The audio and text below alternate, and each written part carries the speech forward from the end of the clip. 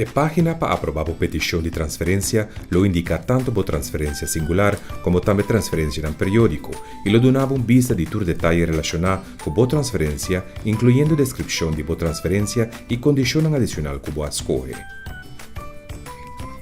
Botin também a opção para modificar ou eliminar uma transferência. Escolhe a transferência que você quer aprovar. Botin a opção para aprovar uma ou mais transferências. Clica Approve.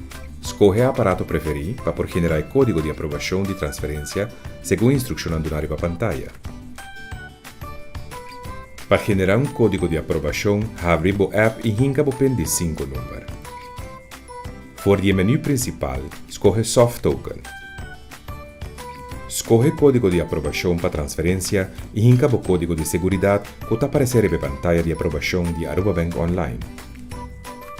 Hinca o pen de 5 números e a app lo donava um código de aprovação para uma ou mais transferências. Uma vez você logra generar um código, hinca saque de espaço abaixo e clique arriba Confirm. Seguintemente, a petição lo vai processar.